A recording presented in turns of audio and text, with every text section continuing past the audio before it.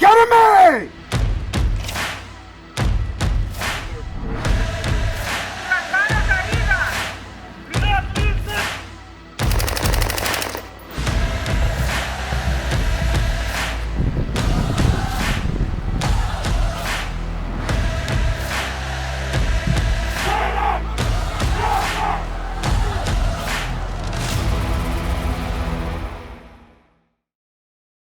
Hello again, everybody, and welcome back to What's Important Now from the United States Border Patrol Academy. This is our podcast where we talk about things that are important to the men and women of the United States Border Patrol, our families, the people that we serve, and we try to expound a little bit about on some of the aspects of the Border Patrol that are lesser known to the people that we serve. And today, keeping in that vein, we have a very special guest. We have the Chief of the Law Enforcement Operations Directorate. Now, what does that mean?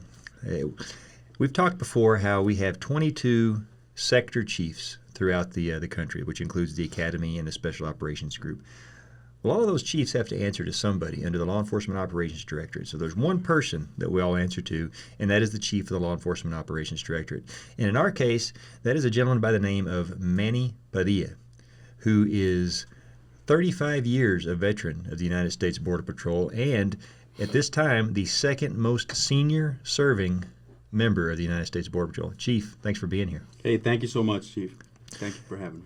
So I want to jump right into it, and I want to talk a little bit about what that job entails. We've talked a little bit about how the Border Patrol is part of CBP. It's the enforcement arm that operates between the ports of entry. And we've talked in previous podcasts about how there are 20 geographic sectors, enforcement sectors, the Academy, and the Special Operations Group. How does that all tie in at the headquarters level into your shop? So, from my perspective, Chief, the headquarters assignment, starting from Chief of the Border Patrol, the Deputy Chief of the Border Patrol, the different directorates up there, all that we do is to support the men and women in the field. So for the Law Enforcement Directorate, we help with the development of strategy. We make sure that that strategy is implemented according to the Chief's intent. And that's what we do. We make sure that the men and women in the field have the equipment, have the training, are well prepared to do their mission on a daily basis out in the field. So here's one of the things that I think we're very fortunate in the Border Patrol is that no matter what anybody wears on their collar, no matter what their job is, we all started at the exact same place. We worked our way up through the ranks, starting at the U.S. Border Patrol Academy, in most cases as a GS-5, and not making very much money to start off. But then we go off to what we're going to do in our careers. So when we have somebody like you sitting in a chair that is in Washington, D.C., representing the agency to all of our partners and the American people, it's somebody that has been out in the field, that has done this job for a long time and has an established history with the agency. How does that inform or help you in a position like this? Well, I personally stay grounded with that Border Patrol agent that is in the field, right? So when we talk about the condition of the border, the arrest of sex offenders, the arrest of special interest aliens, anything that we see, the operations happening in the field, all the statistics do not come from headquarters. They actually happen in the field when that agent is making that vehicle stop or tracking a group of migrants and making that interdiction. So truly, what we do is be an advocate for that agent in the field, and again, make sure that Congress, make sure that our stakeholders understand what that agent is doing in the field in order to advocate for resources and make sure that, again, we have them well prepared mentally, physically, and equipped to do that very job in the field. And sometimes I try and wrap my head around the operational tempo that goes on there. It's being a sector chief in different locations. My phone never stopped ringing. The emails never stopped. You have every sector that you get, anything that's going on at any time of day. You know, we are constantly getting rescues. We're constantly having agents that may be injured or significant arrests. How many emails a day does somebody in your position get?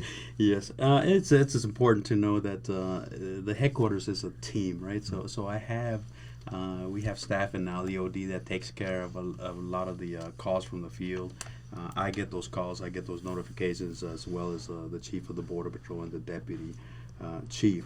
And it's an honor to serve in that role, because again, every email or every call that we get, it really translates into like, hey, what can we do better? How can we make it better for that agent in the field? One of the things that we do up in headquarters, and I do it because I really enjoy it, is when we have an incident where the agents have a rescue or do one of the many historic actions that they do in the field, we take the time to just call those agents and from a selfish perspective, live our lives through them, right? That's a close. Yeah. That is how we feel like agents, because just listening to their stories, how the case developed and the such, and it is again an honor, and it's just a very good feeling to talk to those agents and see what their thought process is as they go through these actions in the field. And like you said, living vicariously through them. We all signed up to be a Border Patrol agent, so no matter where you go or how far removed you get from it, you miss it. Yes. A lot of times you say, I'd rather be that agent that's going out there on patrol and doing the job that I can. That's what we harken back to. That's the good times that we all remember, I think, most fondly. So you're here at the Academy mentoring class 1158, which is finally about ready to graduate tomorrow. You're going to be the guest speaker and doing a fireside chat for them tonight. And you talked to them about a couple things that I thought was pretty important from a perspective standpoint. You said, whatever you're doing, focus on that and do the best job you can. And you said you never worried about what you had on your collar or what position you were going to get to. That's pretty good advice for anybody in this agency. Whatever they want to do, whatever they're doing in that moment, focus on that and be the best you can at it. Yes. So absolutely. When we start as a Border Patrol agent, you're doing the job at the field level, many a times, patrolling the border, making those interdictions. Totally commit to that mission, that task at hand, right? And I talked to the agents that are graduating tomorrow about the circle of influence.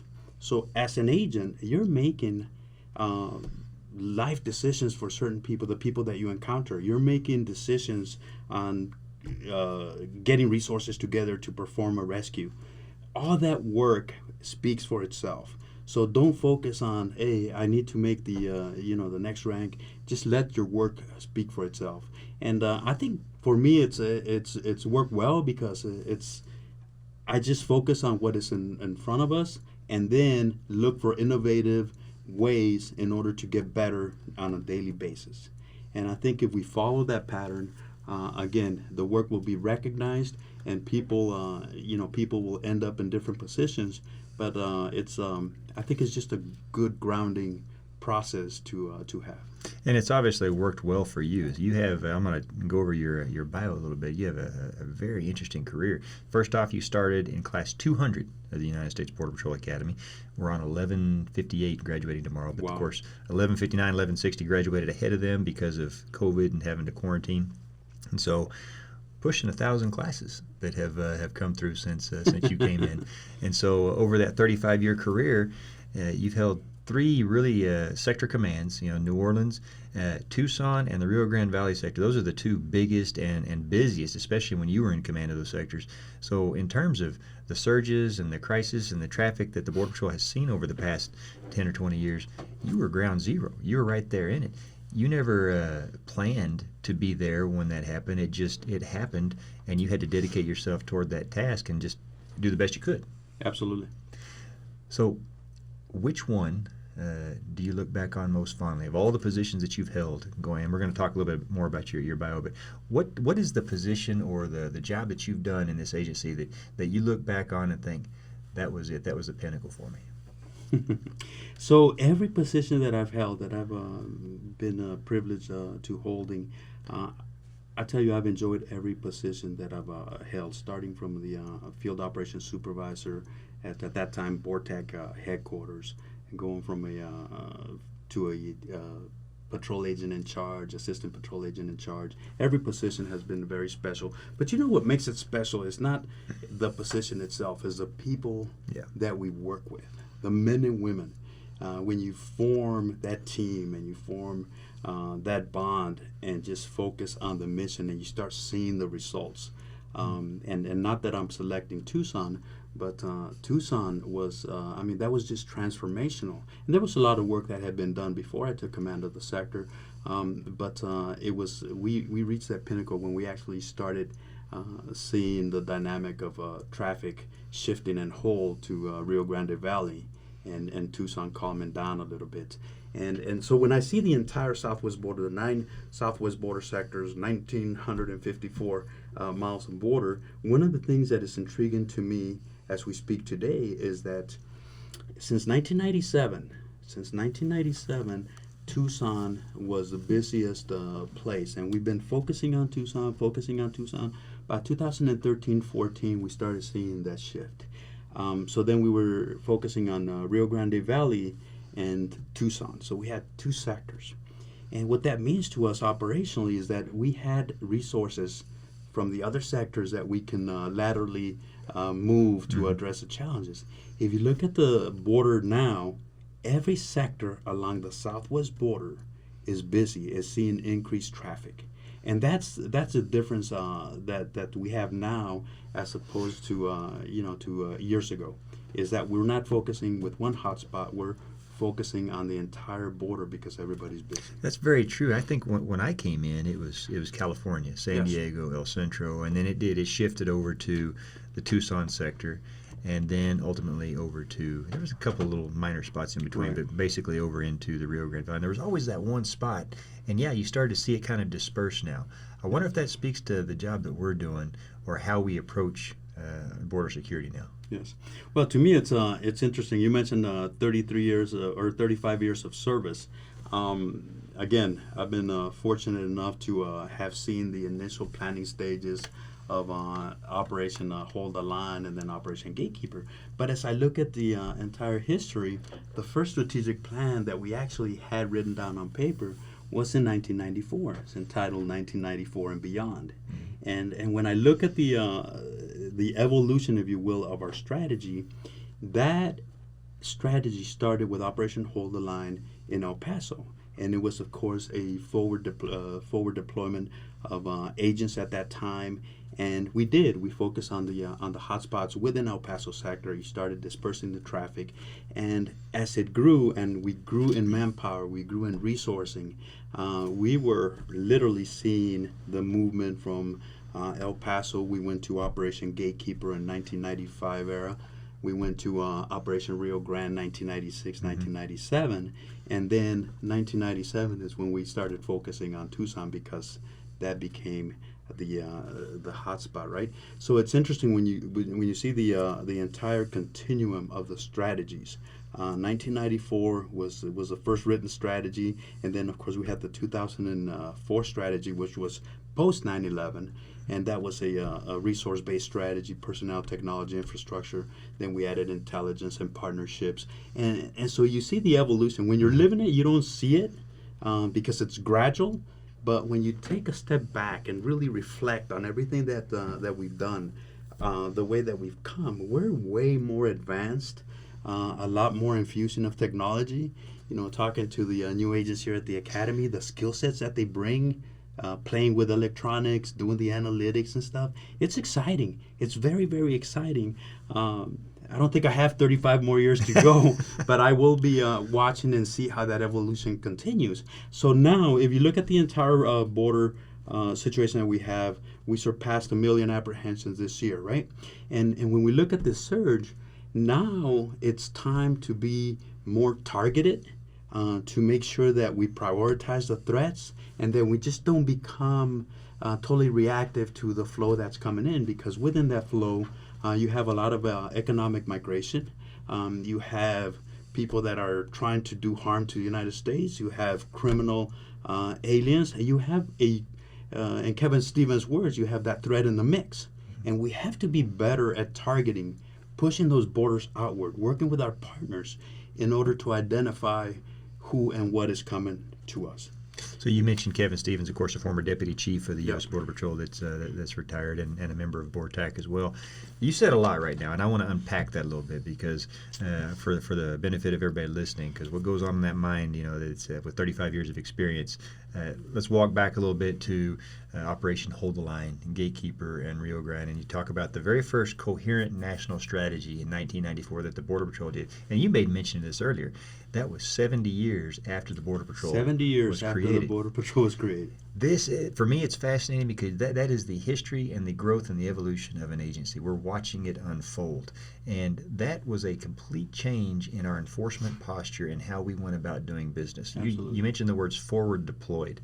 That is where we had the agents actually go to these hot spots and be visible and deter, is what we said at the end of the day, the traffic from coming across there. And the idea being if they saw us and we kept pushing them back, then they just wouldn't cross anymore. Now, that didn't always work to great effect, and we had some pushback on it because we saw flaws in that strategy. And I think essentially it was the traffic would go and try and cross someplace where we weren't. But it was the first time at a national level we tried to coordinate the sector's enforcement postures. Prior to that, and I spoke with Chief Underdown and Chief Fisher and then Chief Vitello, the sectors were disparate and there wasn't a coordinated effort really at the national level. So this was the agency's first time to really start looking at it as a national border security effort. Right. And so that was our first attempt with Hold the Line, Gatekeeper, and Rio Grande. Those were the forward deployed postures. Fast forward, and 9/11 happens, and we fall under CBP, and you're witnessing all of this firsthand. You have an active role in how all of this played out. We have the resource-based philosophy, the strategy under Chief David Aguilar. Mm-hmm. And that was the right combination of personnel, technology, and infrastructure. And during that time, the Border Patrol grew how much? It actually doubled. If you look at from 2010 to 2020, we doubled the size of the Border Patrol. But let me go back to 1994 in Operation Hold the Line. I was actually an agent in El Paso when we started Operation Hold the Line. And there was Chief Sylvester Reyes, who was a chief there in El Paso. And when we talk about visionary leaders, I mean, Chief Reyes really broke the culture that we had to allow people to come in, apprehend them, return them, apprehend them, return them, and it was a revolving door, right? And really, if you look at the law, it's a prevention of entry into the United States. So he really just deployed in a form that would prevent entry instead of reacting to an entry that had happened. Prevent crime instead of setting a trap and baiting them. Exactly. And it was hard because it was new to the Border Patrol. Again, 70 years into the creation of our agency. But I remember vividly that when we were told about Operation Hold the Line, is we would forward deploy, park there, and watch the border, right? There was not a lot of context, and it's nobody's fault. It's just that it was something new to us. So what happened is we took a first step in establishing and maintaining control of a border area, but we didn't have the necessary resources to go wholesale and start implement that strategy along the entire southwest border. But as a starting point, you really started reducing the crime in El Paso. The stolen vehicles went down. The trespassing and burglaries. All those crime statistics actually took a downturn. And this is in my opinion, a huge transformational example of leadership. Is that before Sylvester Reyes got there, we actually had the Bowie High School injunction, because the community was not very accepting of the Border Patrol because we were chasing people through backyards, through school grounds, and the such. And truly just changing 180 the strategy. The same people that were not too fond of the Border Patrol were actually bringing us food and drinks to the levee, because the outcome was just a huge downward turn in crime. It was tangible for them. It was tangible. They actually saw the results. So, anyways, that was the start of what we're actually still to this day doing in a lot more advanced form.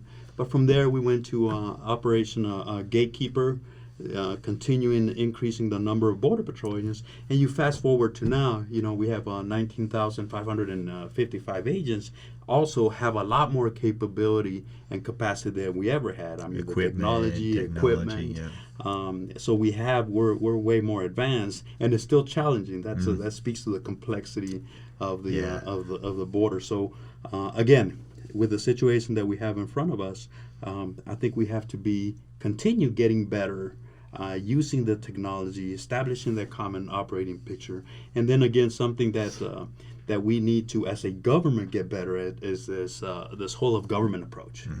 Really having everybody that has stake in the border area come together and establish that common operating picture, and really the deployment of resources, the joint strategies, the joint assessments, the joint planning. All that has to come together at some point. That's an area that you especially are good in. I want to circle back to that in a second. Let's continue on with from the resource-based philosophy, and we grew in size substantially. Fast forward to 2012 and 2016, we went to the risk-based approach, which basically was another evolution. So we got all this people and stuff. Now let's make sure we're using it in the right way. So talk a little about how that differs from the resource-based philosophy. Well, the resource-based strategy, of course, is getting more resources for the Border Patrol. And we started that in 1994, very Border Patrol centric. 2004 strategy, very good strategy, and on the heels of 9/11, continue building capability and capacity. So here comes 2016. Not that we did not need any more resources, but frankly speaking, I think it was the right strategy at the right time to make sure that we were using the resourcing that we had received throughout the years, and not only for Border Patrol purposes, but also in partnerships with other agency, and both domestically and internationally, right? And I think that refinement made us a lot better in looking at the border from a U.S. government approach. From multiple angles. You got Operation Stone Guard, and you have a lot of integrating efforts that work across organizational lines, and everybody pushing in the right way. That is the piece that we need to get better as a government, and we have some current efforts right now. If you look at what we're doing right now, one of the things that the secretary is pushing extensively is we need to address the root causes of migration. That's a given, but that's not going to happen overnight. But that has to be addressed, right? But what he's also doing is in partnership with other departments, namely Department of Justice, is creating these task forces to go after the criminal element that is behind the narcotics trafficking, the human smuggling, the human trafficking, because every time we see these surges, there is a criminal element that is profiting. The transnational criminal organizations that we often talk about that are making huge profit off of these ventures, and that is who we need to focus on and disrupt and dismantle them, and take their means opportunities away from them so they cannot. See, for me, that was in this 2012-2016 strategy, that was another layer of depth to our enforcement posture that was added. Prior, we would focus very heavily on the flow itself, the volume that was coming across, to some extent on those that were responsible, but really under this 2012-2016, we really started growing our efforts to target those that are responsible, the transnational criminal organizations, and we realized that had to be a team sport. It had to be done with our partners, as you said, international and domestic, federal, state, local, even tribal. Absolutely. And so we started really getting better at that. And that layer of, you have the conventional patrols that interdict the flow, and then you have the operations that are going after those that are responsible. That makes it even tougher for the criminal element to operate in those areas. And that's what folks like you in command during that time really started bringing to the table. Yes. So, go ahead. Yes. No, I was going to say, conceptually, it's very easy, right? It's combining the investigative, interdiction, and intelligence efforts, having that joint assessment, having that joint planning, and having that joint execution of operations. all focused on the criminal elements that we face at the border. Not to be confused with economic migration, because if we focus strictly on the migration, the means, the means or the actions by the criminal element are still present. It's no different than interdicting another commodity like narcotics, unless we had capability to interdict everything, which is not likely. We really have to get better at targeting and disrupting and dismantling those organizations. Conceptually, easy to understand. Where the difficulty comes in is getting the different departments, the different agencies, truly focused on a common set. Well, because a lot of times our partners, their mission sets or their priorities, and I'll use, for example, the DEA. Obviously, their focus is narcotics, as it should be. Right. And so when we try and find a joint effort, it has to be something that helps their mission and ours. And so, then we talk to HSI, and maybe they have a sexual predator out there that they're targeting, a network they're targeting. So getting everybody together and find out, okay, where do we get the most bang for our buck, and focus our efforts to disrupt, degrade, and dismantle this particular organizations. And once we all come together and focus all of our efforts, now you have the full resources of all of those agencies and the full authority of all those agencies. It doesn't matter what we get them on. It may be an immigration violation. Right. It may be Title 21. It could be tax evasion. Correct. But anything that delivers a consequence and makes it impossible for them to operate, we all win. Yep, absolutely. And I don't like to focus too much on the challenge that we have now. It's important to focus on where we came from, because if I take you back to 1994, and then you look at the partnerships and the levels of integration that we have right now, they're a lot better. But that getting better, going from a good situation and making it better, that has to be a continual effort. That truly has to be a continual effort. And we made great strides. And then again, as I mentioned, the secretary is very, very focused on forming these joint efforts and make sure that we're using all our resources. So one of the next things they had you do before you became the chief of the Law Enforcement Operations Directorate, you were presidentially appointed to be the director of the Joint Task Force West, and that had to do with what we call the Southern Border and Approaches Campaign. I don't think that's a very visible aspect of what we do to the public. Can you tell us a little bit about what that is and kind of what its function is? Yes. So the Joint Task Force West, it was created by Secretary Jay Johnson, and again, the concept not being a new concept, right? Having a joint assessment through different agencies, looking at the same problem set, doing the joint planning and the joint execution, with the target being the criminal element that is impacting us on the approaches. So the purpose of the Joint Task Force, Chief Robert Harris was the first director. He created some great processes for that interagency, whole of government, whole of DHS approach. And then once you have that whole of DHS approach, linking up with other departments and agencies, he built a great foundation. The Joint Task Force was, I'll say, dissolved because it doesn't exist right now. But those concepts and that work that was done in the Joint Task Force is the basis of many of the joint efforts that are happening today. So if you take a look at the Joint Task Force Alpha, it's the same exact concept as bringing different agencies together, doing that joint assessment, joint planning, joint execution of operations. So that's what I'm talking about, is at some point we're going to refine, and I'm very confident, we're going to refine that whole of government approach to achieve great results. And to that, I'd like to bring your attention to the situation that we had with unaccompanied children. Mm-hmm. So November of last year, we could not. We ended Title 42 for unaccompanied children. And Title 42 is? Title 42 is the CDC's, the Center of Disease Control Authority, to be able to expel people For health concerns. For health concerns, right? Namely COVID-19. Exactly. So it was an authority that was implemented due to the pandemic. So we knew, because we've done this border work for quite a while now, that once we ended that, you would likely see an increase in unaccompanied children. And of course, we saw an increase of unaccompanied children. This is a huge success story for me.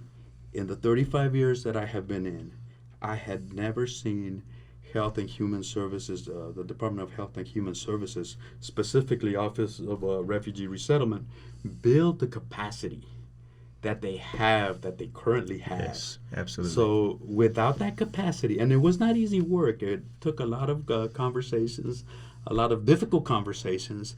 But truly, when the whole of government approach came together, we did a joint assessment, joint planning, joint execution. Very simply, look at the outcome.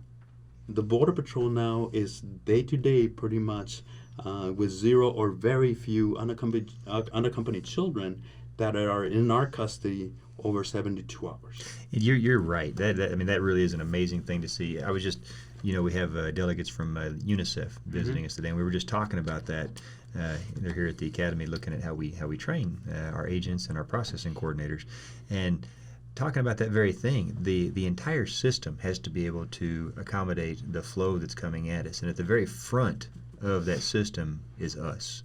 Correct. We have no choice. We can't turn the faucet off, so to speak, and we can't say no. We have to keep taking into custody people that we encounter. It's the system behind us that lacked that capacity for so very long that caused the logjam, the backing up. And now we're starting to see, at long last, these other elements in the system, ORR, ICRO, to start to expand their capacity. And we're starting to see a relief on our end so that we're not holding people for long amounts of time in places that weren't meant to hold them. Yes, absolutely. And as a government, we have huge capability and capacity. When you truly bring those capabilities together, you create huge capacity, and we can deal with any situation that we have in front of us. I mean, that's who we are. That's who we are as a country.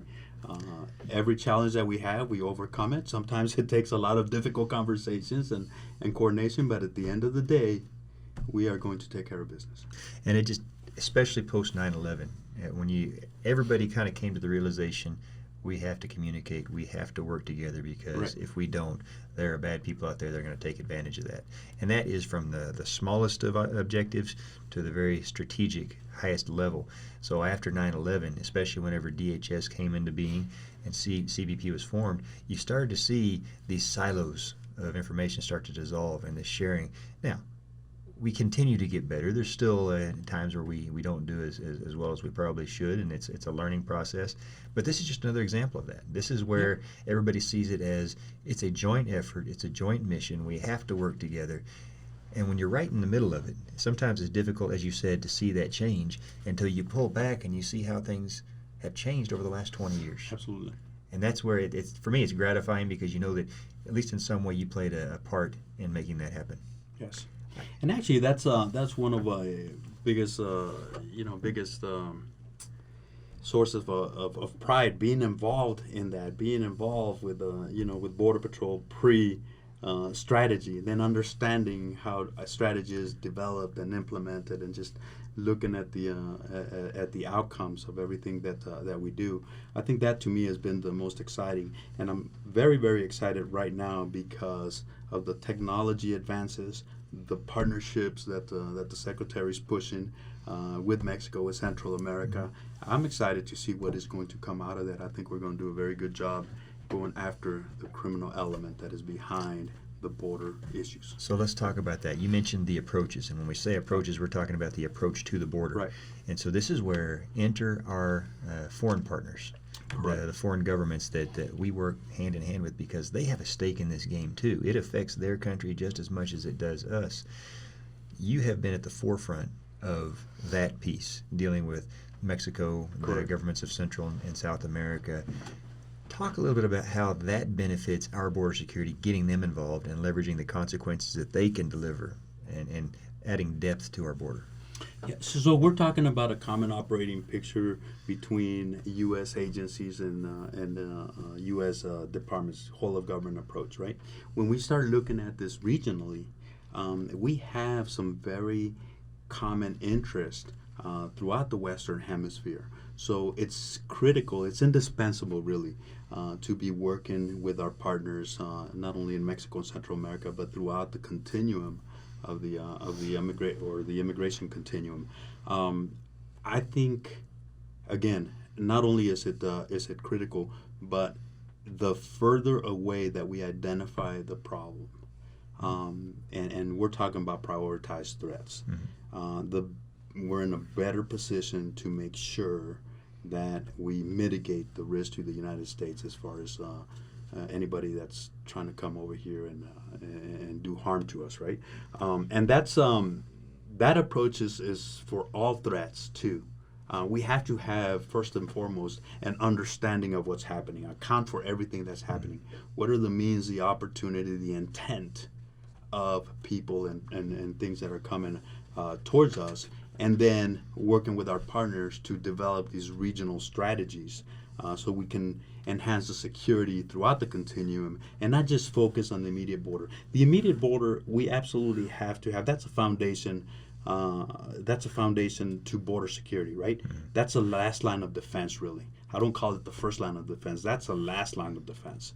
All these efforts that continue throughout the continuum, those are points where we have to be able to identify who and what is coming at us. So we talk about defense in depth. It's pushing that effort out away from the border, so that you're right. The first time we encounter the threat should not be at our borders.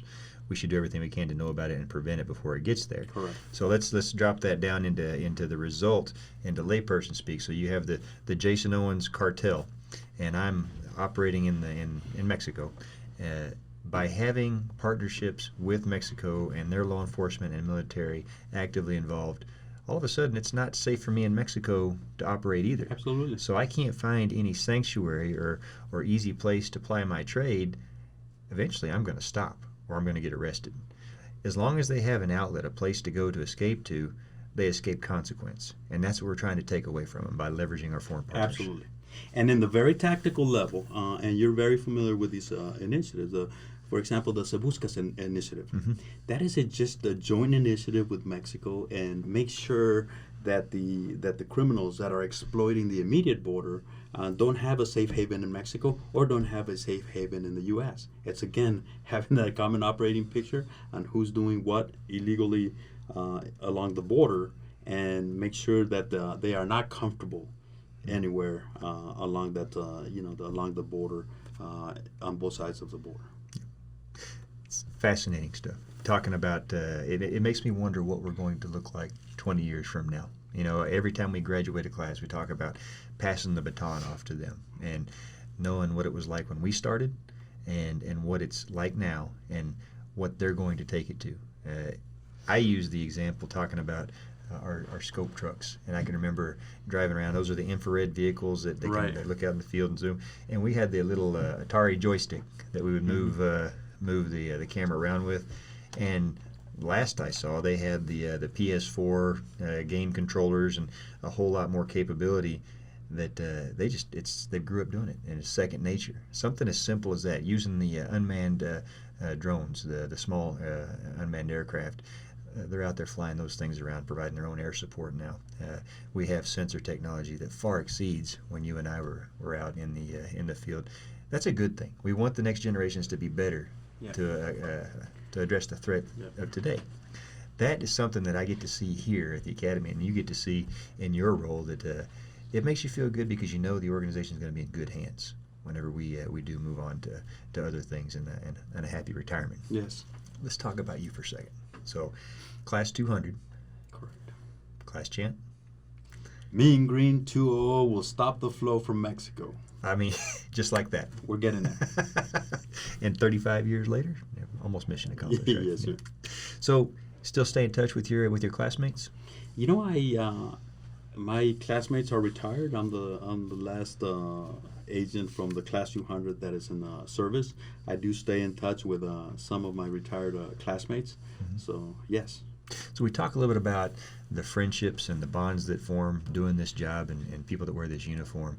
And I know, I mean, I consider you a good friend and very glad, no matter how much of a hard time I give you sometimes, very fortunate to be able to get to work with you. And it's hard to describe that aspect of the law enforcement profession, and especially the Border Patrol. There's that bond that you make that even in retirement, it makes people want to stay close. You know, we have people that retire all the time that stay in orbit around the Border Patrol because that's an extended family. I assume that's true for you as well. Yeah, absolutely. And I think I often think about what is it? What is that something that we have kept intact, right? So I was talking to the agents that are graduating tomorrow. I said, to this day, I can fly into Dallas Airport or Houston Airport. If I see a group of agents sitting at a table without uniform or without knowledge of who they are, I can pick them out with pretty high probability, right? And it's just the interaction that they have, that camaraderie that we establish. And I think there's a lot of factors to it, but man, we've ridden those trails, we've laid in those spots where it's just, the small group of agents talking to each other, dealing with challenges. For example, in Rio Grande Valley, when we were experiencing high traffic, I just remember driving around with the agents, and they're making calls. A group of agents with a lot of migrants on the ground, they're making calls on who needs medical screening or who needs to, if they have to call an ambulance or whatever, and they're totally codependent upon each other to get the job done. And I think that's something that we do very, very well. You've done an amazing job in keeping that that border patrol culture alive, and it's just an exciting thing to do, because it's even with social media and all these things that are supposedly deteriorating the human interaction. I think border patrol agents are still chanting their class chants and speaking the same lingo and telling border stories. I do too. So you got to do the patch run with your class today, Right. 1158, and that was the first patch run that you've got to participate in. What'd you think? I think it was awesome. I think the Camp Chigas initiative is huge. I look forward to talking them to tonight, because we talk about the core values of vigilance, service to country, integrity. Of course, our motto of honor first. But it's not something that you can hand a paper to them, is read it and make sure that you live by these values, right? And what you're doing at the academy throughout the process, through those runs, to having those small group discussions, I think that's a way for them to internalize these core values, who we are as an organization. The mission speaks for itself. Border security is national security, right? And so we spoke about that today, that everything that we do while we're on duty is a key piece of the puzzle in making sure that we're keeping this country safe. So when you bring those discussions and then you talk about the mission, and they're going to go out in the field and perform the mission, I think that just internalizes, and it becomes an intrinsic motivation to do what they're doing day in and day out. Will we have some challenges? Sure. Hey, human beings, we're not perfect, right? But it's very, very important that they understand who we are as an organization, who they are as individuals, and how they contribute to the national security mission via the border security mission. One thing that I'd like to mention, Chief, because there was one general in the military that told me this, is that do not focus on what we missed. For example, if we missed narcotics or we missed a group of migrants, we can always get better and assess and how we can do better. But just picture a border what would that border look like without the Border Patrol? Scary thought. That is a scary thought. So every agent out there doing their job is contributing hugely to the border security mission, that in turn becomes a national security mission. Couldn't have said it better. So you talked about the CBP's core values, and that really dovetails into the next thing I want to ask you about, and that is our motto, our guiding principle for the U.S. Border Patrol. which is two simple words. It's honor first. And you talked to the trainees of Class 1158 about that a little bit today. But get a chance for everybody to hear from you, the second most senior Border Patrol agent in service today, 35 years of service. What does honor first mean for you in your life? Man, it's believe it or not, as simple as a question that question is. It's a very profound question, right? So we all come with different values. We all were raised different. Everybody has a thorough understanding of what is right and what is wrong. That's individual values. So the way I was brought up is, you did something wrong, you're gonna get a good spanking, right? Mm-hmm. And then you actually, having grown up in the border, I saw right and wrong quite a bit. I actually saw, friends or even relatives that take the wrong road and where they would end. And then I saw other ones that joined, for example, the military. I was honored to do that as well. Join the military, get into law enforcement in my case, and you establish a very clear line of what is right or wrong. So when we talk about honor first, that is a mnemonic motto that reminds you of what is right and what is wrong. And then we use a lot of supporting discussions. For example, if what you're doing, if it came out on the paper, what would your family think, or what would your superior think, or what would your peers think, right? So there's a lot of things that keep our conscience on the right side. And I think honor first is really knowing what is right as per the organization. And I think it's just a good initiative and good motto to reinforce, like, hey, we do this for a reason. We're doing this for freedom. We're doing this for national security. And then we're doing it through border security. So I know that the Border Patrol has a very deep meaning for you and in your life. You were a member of BORTAC, graduated Class 6. I think that was one of the easier classes that graduated. You've been to Central and South America. You've done numerous deployments with them. You've moved up through the ranks. You said you probably moved 15 times throughout the course of your career. Sir. And, oh, by the way, one of your sons is a Border Patrol agent. Yes. That's got to be a tremendous source of pride. You got to pin his badge? Yes, I did. How was that? Oh, it was awesome. It was amazing. And again, I mean, we can take this conversation in a whole bunch of different ways, right? But a lot of time when your kids are getting into those teenage years, you think that they're not listening. You think that they're not watching. They're watching every move you make and every word that we say. So my son, very, very proud of him. He is one of these techies that takes computers apart and does all the targeting and stuff like that. So huge pride.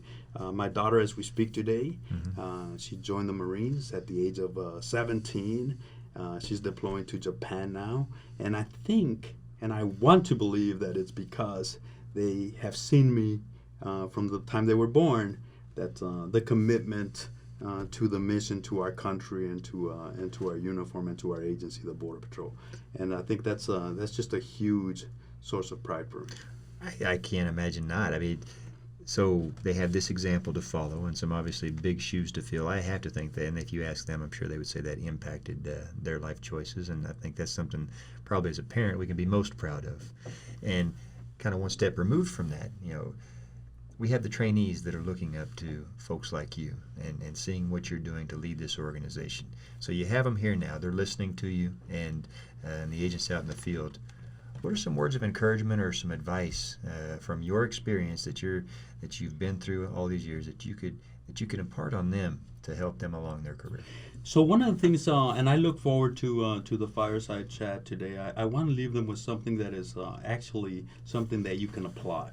And I am going to talk about the core values. And then one thing that we're getting a lot better again, and the commissioner is very, very focused on this, is resiliency, right? Resiliency of the workforce. And in that context is that how do we can identify the signs when somebody's withdrawing or changes in behavioral patterns and the such. But the big question is, what do we do beyond what we're doing.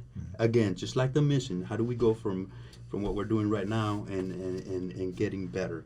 I want to truly focus them on that they look in the mirror, ask themselves what is their purpose, how they feel or how do they align with the core values of CBP, how do they align with the motto of honor first, and just you cannot tell people to do. When we're talking about core values, you cannot just tell people, hey, you're going to do this. It has to become an intrinsic, again, motivation to do the right thing at the right time. And I think the small group discussions are huge for that, and I look forward to talking to them about that. I do too. And I want you to talk about one more thing, and that is from a resiliency standpoint, it's our families that we bring along on this Yes. journey with us. And I know that's important for you too.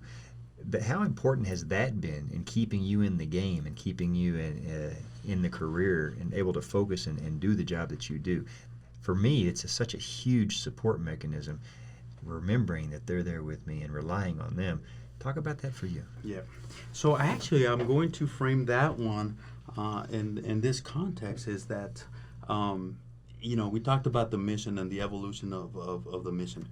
When we came in, or when I came in, Mr. Owens, we did not have a lot of these talks. Actually, the culture in law enforcement in general is like, hey, you're tough. You're supposed to be above stress. And of course, as we've gotten smarter through the years, and I look back to to my personal life and my professional life. And like, if I had this information back then, things would have been different. Mm-hmm. But one of the things, and probably not taught, is from the beginning, and it was my son, Manny, that's in the Border Patrol in a very young age. He said, "Hey, Daddy, you're a cardboard daddy." And I get emotional about that because when you're in the field and you're doing the mission and you're getting involved in all these things, at the dinner table, you may be processing all that information and you're removed. You may not think that you're removed from the family conversation, but they notice. Yeah. And when he said that just triggered. It's like, hey, I really have to learn how to leave this at home. Man, that's so true. I mean, this at work and be me at home. And I think for me, that was a very good balance because if you talk to anybody of my family, I'm a very much of a clown at home, and that doesn't mean that I don't have the same level of seriousness and commitment to the mission. But you really have to identify that you're two different roles in the professional roles that we find ourselves. And then you're still that father at home. And sometimes those wake-up calls from the ones that we love the most are exactly what we need. Yeah. And you're right. I can think, as you were saying that, you can be with your family, your friends, and you'll find yourself thinking about something at work, and you're not present in the moment. And that's an active process to work on and make sure that you're able to make that disconnect and be there for the ones that really matter the most. Yeah. Huge. And so how do we don't have the answer. I don't believe we have the answer yet. But how do we get these agents that are coming into the organization to be cognizant of it, to know and to understand that these things happen just because we're human beings? Life stresses. We're all going to go through life stresses, one form or another. But how do we create that resiliency? Again, getting way better. But I think we still have a lot of ground to cover. Well, and I think the first step is having leaders that recognize that that's something that needs to be worked on, and that comes from self-reflection. That comes from being big enough to say, this is a mistake that has been made, and we need to work and get better for the betterment of people that are behind us. Yeah. And that's I think that's the most important first step. Thanks for sharing that. Hey, thank you. Yeah, Chief, it's been a true pleasure. We've known each other for a while now, and I've looked up to you for years. And thank you. I'm quite tall. Yeah. Even though I know Class 6 was a lot easier than Class 15, but you're one of the ones that through the years has continued to make this organization what it is, and I'm very thankful to you for it. And I look forward to seeing what else happens out there in D.C. as you fight that fight each and every day. Thank you so much for being here. And ladies and gentlemen, that's going to do it again for another episode of What's Important Now. Everybody stay safe out there. We'll talk again soon. On the first. Thank you.